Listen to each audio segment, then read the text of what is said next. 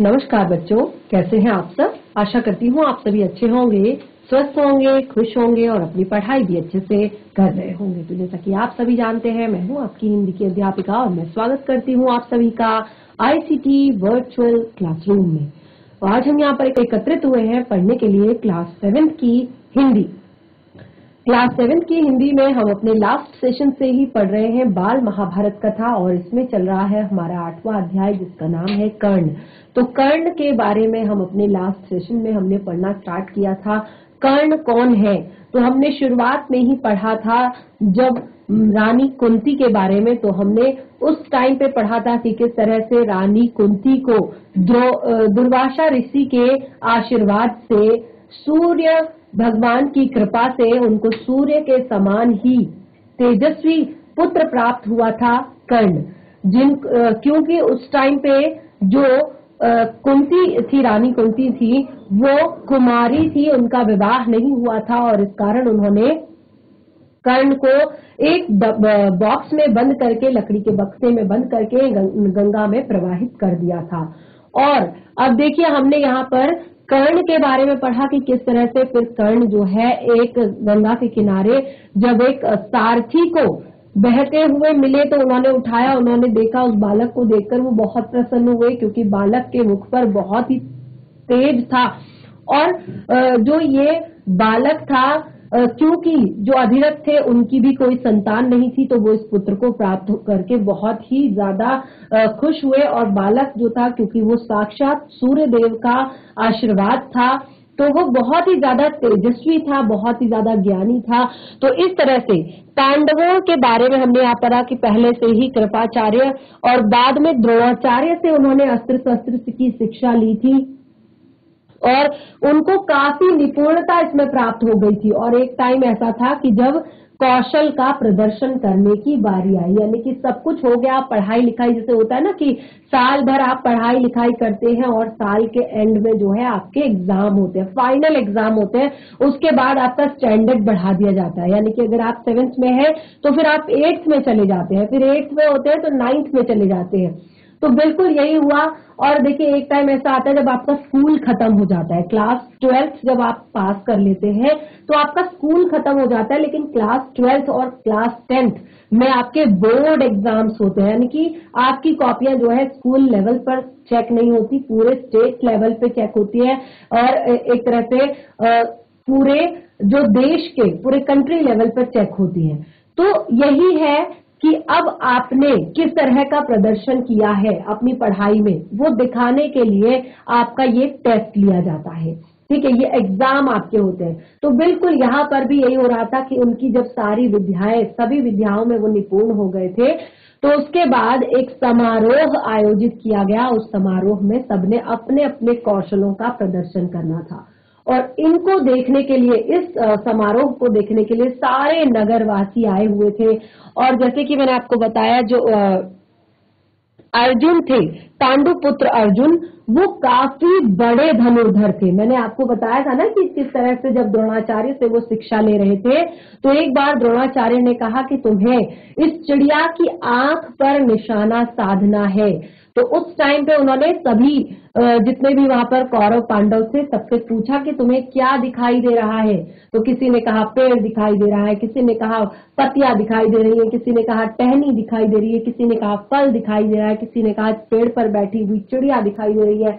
केवल अर्जुन ने कहा कि मुझे केवल और केवल मछली की आंख दिखाई दे रही है। यानी कि उनका जो लक्ष्य था वो बिल्कुल उनके सामने था। तो वो बहुत ही बड़े धनुर्धर थे। तो इस तरह से ये जो प्रतिस्पर्धा थी ये बहुत जोर शोर से चल रही थी।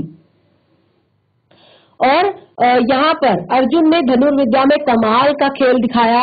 उनकी अद्भुत चतुरता को देखकर सभी दर्शक जो है और राजवंश के लोग जो है बिल्कुल दंग रह गए उनके उस खेल को देखकर। ठीक है, और अब क्योंकि दुर्योधन जो है, जो शुरुआत से ही पांडवों से जलता था, जैसे कि मैंने भीम के बारे में भी बताया कि किस तरह से उन्होंने भीम को मारना चाहा, और क्योंकि भीम की एक तरह से भीम काफी बलशाली थे तो भीम को मारना चाहा। तो अब ये देखकर कि अर्जुन की वजह से जो सारे दर्शक हैं वो बहुत खुश हो रहे हैं, तो इस दुर्योधन को और ज्यादा ईर्ष्या होने लगी और उसने क्या किया, जो रंगभूमि, और तभी जो रंगभूमि है उसके द्वार खुले और द्वार को ठोकते हुए एक रौदीला और तेजस्वी युवक मस्तानी चाल चलकर अर्जुन के सामने खड़ा हो गया। यह युवक और कोई नहीं, अधीरथ पोषित कुंती पुत्र, अधीरथ पोषित कुंती पुत्र कर्ण था। यानी कि ये अधीरथ द्वारा पोषित था और रियल में कुंती पुत्र था, लेकिन इस बात को वहां पर कोई भी नहीं जानता था। इस बात को वहां पर कोई भी नहीं जानता था, ये बात किसी को भी मालूम नहीं थी कि ये धनुर्धर आखिर कौन है, ये जो बालक है ये आखिर कौन है। तो इस तरह से रंगभूमि में आते ही उसने तुरंत अर्जुन को ललकार दिया। अब जैसे ही वो रंगभूमि में पहुंचा तो उसने अर्जुन को ललकारा और कहा, अर्जुन, जो भी करतब तुमने यहाँ दिखाए हैं उनसे बढ़कर कौशल मैं दिखा सकता हूँ। जो भी करतब तुमने दिखाए हैं इनसे बढ़कर कौशल मैं यहाँ दिखा सकता हूँ। इस चुनौती को सुनकर दर्शक मंडली में बड़ी खलबली मच गई। तो उन्होंने कहा कि अर्जुन से बड़ा धनुर्धर तो कोई है ही नहीं। इस संसार में धनुर्विद्या में सबसे निपुण अगर किसी को माना जाता है तो वो अर्जुन है, लेकिन ये कह रहा है कि वो अर्जुन से भी बड़ी कला दिखा सकते हैं, अर्जुन से भी बड़ा कौशल दिखा सकते हैं। पर ईर्ष्या के आग में जलने वाले दुर्योधन को बड़ी राहत मिली जब दर्शक मंडली में खलबली मच गई कि ऐसा कौन दूसरा यहाँ पर आ गया। लेकिन दर्शक मंडली में खलबली मची, लेकिन दुर्योधन को बहुत अच्छा लगा कि उसको बड़ी राहत मिली कि कोई अर्जुन को हराने वाला भी है। तो वह तपाक से, वह बड़ा प्रसन्न हुआ, बहुत खुश हुआ, उसने तपाक से कर्ण का स्वागत किया। उसको पता चला कि अब ये शायद मेरा मित्र बन सकता है, इसकी सहायता से शायद मैं कुछ कर सकता हूँ आगे। तो अब उसने तुरंत ही कर्ण को छाती से लगाया और कहा, कहो कर्ण, कैसे आए हो, बताओ हम तुम्हारे लिए क्या कर सकते हैं।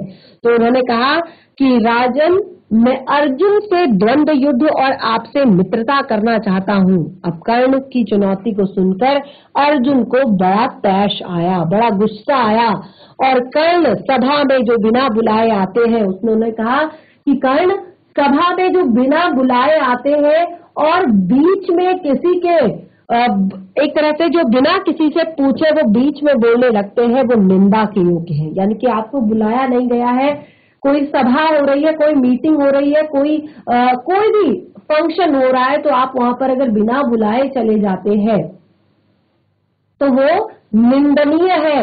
और कोई दो व्यक्ति अगर आपस में बात कर रहे हैं, आप बीच में बिना एक तरह से एक तरह से क्षमा किए उनको रोक सकते हैं, या अगर बहुत ज्यादा जरूरी है, पहले तो जब दो लोग बात कर रहे होते हैं तो उनके बीच में बोलना नहीं चाहिए। अगर फिर भी आपको लगता है तो आप उनके रुकने पर, जब वो स्टॉप लेते हैं, जब वो रुकते हैं, तब आप अपनी बात को रख सकते हैं, वो भी आप उनसे क्षमा मांगते हुए। ठीक है, तो इस तरह से यह सुनकर कर्ण ने कहा, अर्जुन, यह उत्सव केवल तुम्हारे लिए ही नहीं मनाया जा रहा है, यह सभी प्रजाजनों को इसमें भाग लेने का अधिकार है। व्यर्थ की डींगे मारने से क्या फायदा, चलो तीरों से बात करते हैं। अब देखिए, क्योंकि कर्ण जो है वो तो साक्षात सूर्य पुत्र है, तो उन्होंने कहा कि व्यर्थ की डींगे मारने से कुछ नहीं होगा, क्योंकि ये जो आयोजन किया जा रहा है ये केवल तुम्हारे लिए नहीं है, इसमें सभी प्रजाजन भी हिस्सा ले सकते हैं। और चलो तीरों से बात करते हैं। जब कर्ण ने अर्जुन को ये चुनौती दी, जब कर्ण ने अर्जुन को ये चुनौती दे दी, तो दर्शकों ने तालियां बजाई। तो दर्शकों को बहुत अच्छा लगा, दर्शकों ने तालियां बजाई, उन्हें लगा कि उन्हें दो दल मिल गए हैं और मनोरंजन के लिए काफी ज्यादा उनको यहाँ पर चीजें मिल गई है। तो उनके दो दल बन गए। एक दल अर्जुन को बढ़ावा देने लगा और दूसरा दल कर्ण को। अब देखिए, जो लोग आए थे उनके दो दल बन गए। एक दल अर्जुन को बढ़ावा देने लगा, दूसरा दल कर्ण को बढ़ावा देने लगा। इसी प्रकार वहां इकट्ठी स्त्रियों के भी दो दल बन गए। और देखिए और देखो क्या हुआ कि अब वहां पर जो स्त्रियां थी उनके भी दो दल बन गए। उन्होंने भी, कुछ ने कर्ण को सपोर्ट किया और कुछ ने अर्जुन को सपोर्ट किया। लेकिन कुंती ने जैसे ही कर्ण को देखा तो वो देखते ही पहचान गई और भय और लज्जा के मारे मूर्छित सी हो गई। जब कुंती ने कर्ण को देखा, क्योंकि कुंती ने उनको एक तरह से पैदा किया है, वो उनके पुत्र हैं, तो कुंती जैसे ही कर्ण को कुंती ने देखा तो कुंती बहुत ही ज्यादा डर गई और लज्जा और भय के कारण वो मूर्छित हो गई। उनकी ये हालत देखकर विदुर ने दासियों को बुलाकर उसे चेत करवाया। जब विदुर ने देखा कि कुंती बेहोश हो गई है तो उन्होंने क्या किया, उन्होंने दासियों को बुलाया और उनको एक तरह से चेत करवाया। तो इस बीच उनके जो गुरु थे कृपाचार्य जी, उठकर कर्ण से कहा। जो कृपाचार्य जी थे, पांडवों के गुरु, कौरवों के गुरु, उन्होंने कर्ण से कहा, अज्ञात वीर महाराज पांडु का पुत्र। और उन्होंने क्या कहा, अज्ञात वीर, क्योंकि कोई नहीं जानता कि कर्ण कौन है।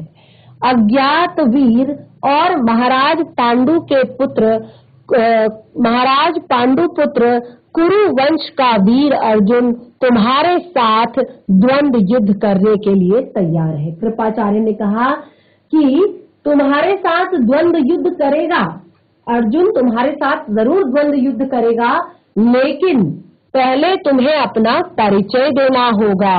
पहले तुम्हें अपना परिचय देना होगा कि तुम कौन हो, तुम किसके पुत्र हो, किस राजकुल को तुम विभूषित करते हो। अब देखिए यहाँ पर, क्योंकि जितने भी यहाँ पर लोग आए हुए थे वो किसी न किसी राजकुल से थे, या एक तरह से, क्योंकि ये राजकुल की ही एक तरह से जो ये आयोजन था, ये राजकुल के लिए ही था, राजकुल के बच्चों के लिए था।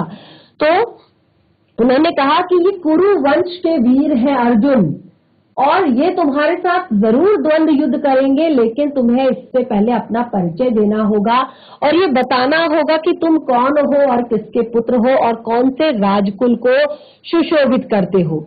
क्योंकि द्वंद्व युद्ध जो होता है वो हमेशा बराबर वालों में होता है। कुल का परिचय पाए बगैर राजकुमार कभी द्वंद्व करने के लिए तैयार नहीं होते। यानी कि जब तक तुम अपने कुल का परिचय नहीं दोगे तब तक राजकुमार द्वंद्व युद्ध के लिए तैयार नहीं होंगे। अब कृपाचार्य की ये बात सुनकर कर्ण का सिर झुक गया, क्योंकि कर्ण तो एक सारथी के घर में रहते थे, अभिरथ के घर में रहते थे।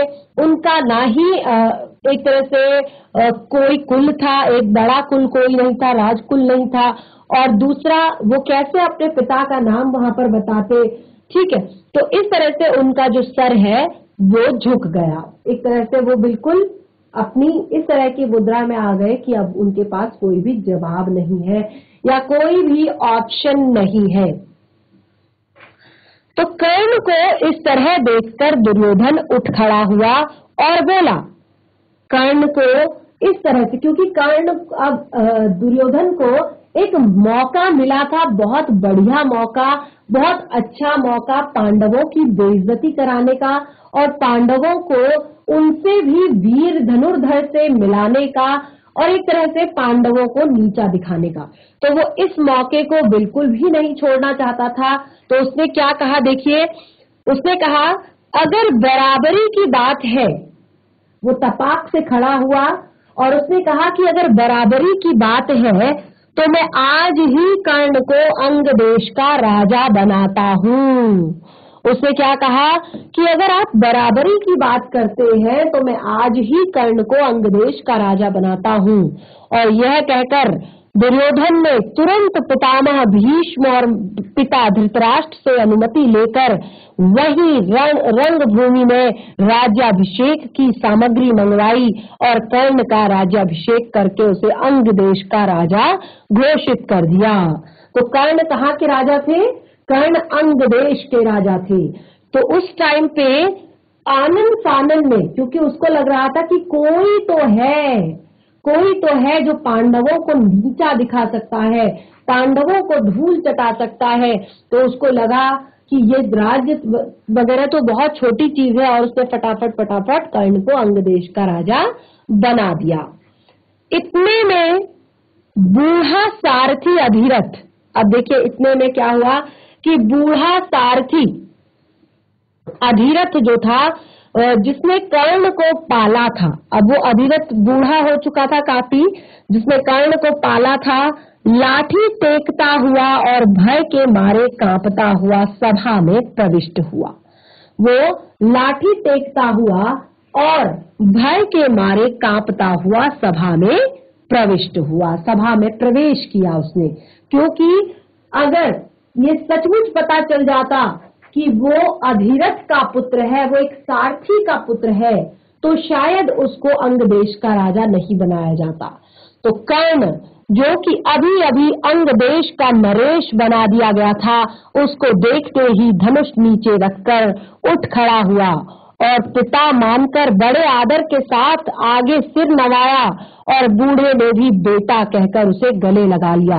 यह देखकर भीम खूब कहा के मारकर हंस पड़ा और बोला, सारथी के बेटे, धनुष छोड़कर हाथ में चाबुक लो, चाबुक वही तुम्हें शोभा देगा। तुम भला कब से अर्जुन के साथ द्वंद्व युद्ध करने के योग्य हो गए? क्योंकि अब क्लियर हो चुका था, अब पता चल चुका था कि ये सारथी का बेटा है, ये सारथी का बेटा है। तो अब भीम ने बहुत मजाक बनाया। भीम ने कहा कि सारथी के बेटे, तुम धनुष छोड़ो, तुम हाथ में चाबुक लो, चाबुक यानी कि जिससे घोड़े दौड़ाए जाते हैं, क्योंकि यही तुम्हें शोभा देता है। सारथी का बेटा सारथी, तुम भला कब से अर्जुन से द्वंद्व युद्ध करने के योग्य हो गए? क्योंकि कुल भी तो कुछ होता है, एक तरह से वंश भी तो कुछ होता है। तो ये सोचकर अब वो द्वंद्व युद्ध करने के लिए, अब ये सब देखकर सभा में खलबली मच गई। ये सब देखकर सभा में खलबली मच गई और इस समय सूर्य भी डूब रहा था। इस समय पर सूर्य भी डूब रहा था और इस कारण सभा विसर्जित कर दी गई, यानी कि सभा को समाप्त कर दिया। क्योंकि सूरज ढलने के बाद कोई भी सभा, कोई भी युद्ध, कोई भी एक तरह से चीजें नहीं की जाती थी। मशालों और दीपकों के बीच सभा जो है विसर्जित हो गई। मशालों और दीपकों की रोशनी में दर्शक वृंद अपनी अपनी पसंद के अनुसार अर्जुन कर्ण और दुर्योधन की जय जयकार बोलते हुए जाते थे। इस घटना के बहुत समय बाद एक बार इंद्र बूढ़े ब्राह्मण के वेश में अंग नरेश कर्ण के पास आए। जो ये घटना थी, इस घटना के बहुत टाइम बाद अब जो कर्ण है वो तो अंग देश के राजा बन चुके हैं, दुर्योधन के मित्र हो गए हैं। तो बहुत टाइम बाद बूढ़े ब्राह्मण का वेश धारण करके इंद्र भगवान जो है आए। और किस तरह से आए? वो बूढ़े ब्राह्मण का वेश धारण करके आए और उन्होंने अंग नरेश के पास जाकर जो उनके शरीर पर जो जन्मजात कवच और कुंडल थे उसकी भिक्षा मांगी। तो कर्ण को दानवीर कहा जाता है। कर्ण को क्या कहा जाता है? दानवीर कहा जाता है। ये बहुत ही लंबी चौड़ी कहानी है, ये बहुत लंबी चौड़ी घटना है कि किस तरह से ये सारी चीजें उन्हें पता होती हैं कि ऐसा ऐसा होने वाला है। क्योंकि कर्ण जो है वो स्वयं सूर्य भगवान का पुत्र है, सूर्य भगवान का अंश है। तो देखिए, क्योंकि उन्हें पता है कर्ण बहुत बड़े धनुर्धर है और इसीलिए सबसे पहले तो यहाँ पर जब उनको पता चला कि उन्होंने धनुर्विद्या में इस तरह से योग्यता हासिल करी है, तो उन्होंने सबसे पहले उनका कुल खानदान का पता पूछा था कि बिल्कुल ऐसे ही उनको ना रख दिया जाए यहाँ पर। दोबारा देखिए क्या हुआ कि अब जो कर्ण थे उनकी दान वीरता के चर्चे बहुत दूर दूर तक थे। तो एक बार जो इंद्र थे, भगवान इंद्र जो थे, वो भी उन्होंने जन्मजात कवच और कुंडलों की भिक्षा मांग ली, क्योंकि ये जो कवच और कुंडल थे, जब तक ये कर्ण के शरीर पर रहते तब तक कोई भी उनको नहीं मार पाता, कोई भी उनको नहीं मार पाता। तो ये इंद्र को डर था कि भावी युद्ध में कर्ण की शक्ति से अर्जुन पर विपत्ति आ सकती है।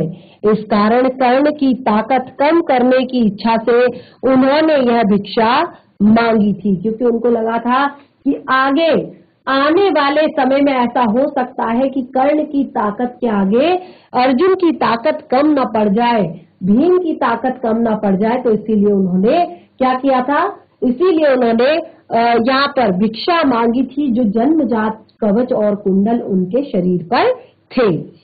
कर्ण को सूर्य देव ने पहले ही सचेत कर दिया कि उसे धोखा देने के लिए इंद्र ऐसी चाल चलने वाला है। तो ये सारी बातें इंद्रदेव कर्ण ने जो सूर्य देव है अपने पुत्र कर्ण को उन्होंने बता दिया कि इस तरह से तुम्हें इंद्रदेव जो है धोखा देना चाहते हैं। लेकिन कर्ण जो थे वो महादानी थे, कर्ण का नाम महादानियों में आता है। तो कर्ण जो थे महादानी थे, परंतु कर्ण इतना दानी थे कि किसी के कुछ मांगने पर वह मना नहीं कर सकते। इस कारण यह जानते हुए भी कि भिखारी के वेश में इंद्र को धोखा कर रहे हैं, कर्ण अपने जन्मजात कवच और कुंडल निकाल कर भिक्षा में दे दिए। तो कर्ण ने भी खुशी खुशी अपने जन्मजात कवच और कुंडल एक तरह से भिक्षा में दे दिया। और इस अद्भुत दानवीरता को देखकर इंद्र चकित रह गए। जो ये एक अद्भुत दानवीरता उन्होंने की थी, ये देखकर इंद्र चकित रह गए। कर्ण की प्रशंसा करते हुए बोले, और उन्होंने क्या किया, कर्ण की प्रशंसा की, कर्ण के लिए उन्होंने अच्छे वाक्य कहे। तो यहाँ पर जब उन्होंने कर्ण की प्रशंसा की तो उन्होंने क्या कहा, कर्ण मैं तुमसे बहुत प्रसन्न हूँ। किसने कहा, ये इंद्र ने कहा। देवराज इंद्र, देवताओं के जो देवता है देवराज इंद्र, तो उन्होंने कहा कर्ण मैं तुमसे बहुत प्रसन्न हूँ, तुम जो चाहो वो वरदान मांग सकते हो, मांगो। तो कर्ण ने देवराज से कहा, कर्ण ने फिर देवराज इंद्र से कहा, आप प्रसन्न रहे तो शत्रुओं का संहार करने वाला अपना शक्ति नामक शत्रु मुझे प्रदान करे। तो उन्होंने कहा आप प्रसन्न हैं हे देवराज इंद्र, यदि आप प्रसन्न हैं तो शत्रुओं का संहार करने वाला शक्ति नामक शस्त्र मुझे प्रदान करें। तो इस तरह से बड़ी प्रसन्नता के साथ, किसने, सूर्य देव ने बड़ी प्रसन्नता के साथ अपना वह शस्त्र कर्ण को देते हुए देवराज से कहा। देवराज कौन है, इंद्र। इंद्र से कहा युद्ध में जब तुम किसी को लक्ष्य करके इसका प्रयोग करोगे वह अवश्य मारा जाएगा, परंतु एक ही बार तुम इसका प्रयोग कर सकते हो।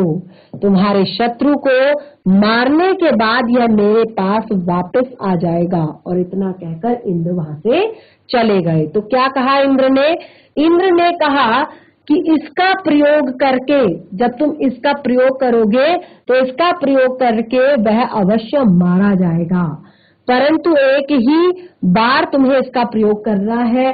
और एक बार प्रयोग करके जो तुम्हारे शत्रुओं को मरने के बाद यह मेरे पास वापस आ जाएगा। जब तुम्हारे शत्रु मर जाएंगे तो ये मेरे पास वापस आ जाएगा। और ये कहकर इंद्र वहां से चले गए। सीखने की इच्छा हुई। एक बार कर्ण का परशुराम जी से ब्रह्मास्त्र सीखने की इच्छा हुई। तो देखिए एक बार क्या हुआ, एक बार जो कर्ण थे वो कहाँ गए, परशुराम जी से उन्होंने ब्रह्मशास्त्र सीखने की सोची। तो इस ब्राह्मण के वेश में परशुराम जी के पास गए। और एक बार जो कर्ण थे उनको किससे, ब्रह्मास्त्र सीखने की एक तरह से उनको लगी परशुराम जी से। तो ब्राह्मण के वेश में परशुराम जी के पास गए, अच्छे कपड़े पहने हुए थे, ब्राह्मण के कपड़े पहने हुए थे। तो वो वहां पर गए और प्रार्थना की। उन्होंने प्रार्थना क्या की? उन्होंने प्रार्थना की कि उसे ब्राह्मण समझकर अपना शिष्य बना ले। उन्होंने क्या प्रार्थना की कि आप मुझे ब्राह्मण समझकर अपना शिष्य बना लीजिए। अब देखिए, इस प्रकार छल से कर्ण ने ब्रह्मास्त्र चलाना सीख लिया। उन्होंने सच नहीं बोला था, उन्होंने एक तरह से ब्राह्मण समझकर शास्त्रार्थ करने के लिए उन्होंने वहां पर जाना था। तो इस प्रकार छल से उन्होंने ब्रह्मास्त्र भी सीख लिया था। एक दिन परशुराम कर्ण की जांघ पर सिर रखकर सो रहे थे। एक दिन क्या हुआ कि जैसे होता है ना कि गुरुजी लेटे हैं और सारे बच्चे उनके पैर दबा रहे हैं, तो एक बार क्या हुआ कि इसी तरह से गुरुजी के चरण दबा रहे थे दोनों भाई। तो वहां पर क्या हुआ, एक काला सा भौरा आया। कर्ण जब उनके पैर दबा रहे थे तो वहां पर एक काला सा भौरा आया और कर्ण की जांघ के नीचे घुस गया। और कहाँ गया? क्योंकि वो बैठे थे सर अपनी गोदी में रखकर, तो वो उनकी जांघ पर वो घुस गया और वहां पर काटने लगा। अब जब वो काटने लगा तो कीड़े के काटने से कर्ण को बहुत पीड़ा हुई, क्योंकि कीड़े ने काट लिया था तो कर्ण को बहुत ज्यादा पीड़ा हुई। जांघ से लहू की धारा बहने लगी, और क्योंकि देखो कीड़े ने काटा था तो खून तो निकलना ही था, तो उनकी जंघा से लहू की धारा यानी कि खून की धार बहने लगी। पर कर्ण ने इस भय से कहीं अधिक गुरुदेव की नींद ना खुल जाए, क्योंकि कर्ण को लगा कि कहीं अगर मैंने डिस्टर्ब कर दिया, कहीं मैंने अगर बीच में बोल दिया तो कहीं गुरुजी की नींद ना खुल जाए। तो इस तरह से जांघ को जरा सा भी हिलाया डुलाया तो खून से परशुराम की देह भीगने लगेगी, तो उनकी नींद खुल गई। अब देखिए, अगर उन्होंने कहा कि अगर मैं जरा सा भी अपने पैर को हिलाता डुलाता हूँ तो परशुराम जी की नींद खुल जाएगी, और उन्होंने कहा कि उनकी देह भी भीगने लगेगी, और देखा कि कर्ण की जांघ से खून बह रहा है। अब जब परशुराम जी की नींद खुली तो उन्होंने देखा कि कर्ण की जंघा से खून बह रहा है, और यह देखकर परशुराम जी बोले। जब उन्होंने देखा कि कर्ण की जंघा से खून बह रही है तो उन्होंने परशुराम जी ने कहा कि बेटा सच बताओ तुम कौन हो, सच बताओ तुम कौन हो। तब असली कर्ण बात न छिपा सका, और तब उतनी देर में जो असली कर्ण था वो बात नहीं छिपा पाया। उसने स्वीकार कर लिया कि ब्राह्मण नहीं बल्कि सूत पुत्र है। ठीक है, उन्होंने स्वीकार कर लिया, वो इस बात को छुपा नहीं पाए कि वो ब्राह्मण नहीं सूत पुत्र है। अब देखिए, यह जानकर परशुराम को बहुत क्रोध आया। उनको बिल्कुल भी नहीं पता था कि मेरी माता जो है वो कुंती है, पांडव मेरे भाई है, तो ऐसा उनको नहीं याद था। तो उन्होंने क्या किया, उन्होंने ये जानकर उन्होंने बता दिया कि वो ब्राह्मण नहीं है बल्कि सूत पुत्र है। ये जानकर परशुराम को बड़ा क्रोध आया, अतः उन्होंने उसी घड़ी कर्ण को श्राप दे दिया। अब उस टाइम पे बहुत ज्यादा गुस्सा आया किसको? वो जो ब्राह्मण थे उनको, यानी कि परशुराम जी को, और उन्होंने उसी घड़ी कर्ण को श्राप देते हुए कहा। उन्होंने उसी घड़ी कर्ण को बुलाया और श्राप देते हुए कहा, क्या कहा? क्योंकि तुमने अपने गुरु को ही धोखा दिया है। क्या कहा? क्योंकि तुमने अपने गुरु को ही धोखा दिया है। अंत समय में विद्या तुमने मुझसे सीखी है। देखिए, वो यहाँ पर कहते हैं कि चूंकि तुमने अपने गुरु को ही धोखा दिया, तो उन्होंने कहा कि उन्होंने कर्ण को उसी समय श्राप दिया। कहा चूंकि तुमने अपने गुरु को ही धोखा दिया है और इसीलिए तुमने जो विद्या सीखी है, यानी कि अब देखिए, जब एक तरह से उनका जो रक्त देखकर, यानी कि कर्ण का जो रक्त निकल रहा था जंघा से, उसी रक्त को देखकर परशुराम जी पहचान गए कि ये कौन है, और उन्होंने कर्ण से पूछ ही लिया तो कर्ण ने बता दिया साफ साफ कि वो ब्राह्मण पुत्र नहीं है बल्कि सूद पुत्र है। और उन्होंने ये सुनते ही कर्ण को उसी समय श्राप दे दिया। क्या कहा कि इसीलिए जो तुमने मुझसे विद्या सीखी है वह अंत समय में तुम्हारे किसी काम नहीं आएगी। यानी कि जो भी विद्या, क्योंकि परशुराम जी ने उस टाइम तक उन्हें काफी कुछ सिखा दिया था, तो उन्होंने कहा कि अंत समय में जब, यानी कि जब तुम्हें उन शक्तियों की जरूरत पड़ेगी, उस शिक्षा की जरूरत पड़ेगी, तो वो शिक्षा, वो शस्त्र अस्त्र तुम्हारे किसी काम नहीं आएंगे और एन वक्त पर तुम उन्हें भूल जाओगे और रण क्षेत्र में तुम्हारे रथ का पहिया पृथ्वी में धंस जाएगा। तो उन्होंने काफी सारे जो श्राप है वो किसको दिए? कर्ण को दिए। कहा कि तुम मेरे द्वारा पढ़ाई गई सारी विद्या भूल जाओगे, वो विद्या एन समय पर तुम्हारे काम नहीं आएगी और रण में तुम्हारे रथ का पहिया जो है धस जाएगा। और परशुराम जी का श्राप भी झूठा नहीं हुआ। देखिए, पहले के समय में जो ऋषि हुआ करते थे वो बहुत ही ज्यादा ज्ञानी हुआ करते थे, तपस्वी हुआ करते थे, उनके अंदर काफी सारा तपोबल होता था जिसके कारण वो कुछ भी करने में सक्षम होते थे, संभव होते थे। तो उनका यह श्राप कभी झूठा नहीं गया। जीवन भर कर्ण को उसकी सिखाई हुई ब्रह्म शास्त्र विद्या याद रही, पर कुरुक्षेत्र के मैदान में अर्जुन से युद्ध करते समय कर्ण को वह याद नहीं रही। दुर्योधन के घनिष्ठ मित्र कर्ण ने अंत समय तक, जब अंत समय आया, अंत समय तक कौरवों का साथ न छोड़ा। उसने कौरवों के लिए युद्ध किया, कौरवों का साथ न छोड़ा।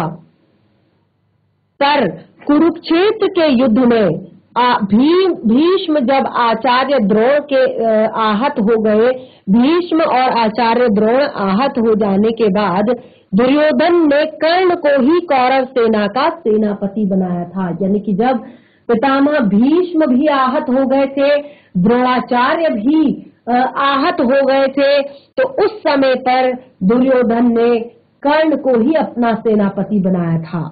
कर्ण ने 2 दिन तक अद्भुत कुशलता के साथ युद्ध का संचालन किया।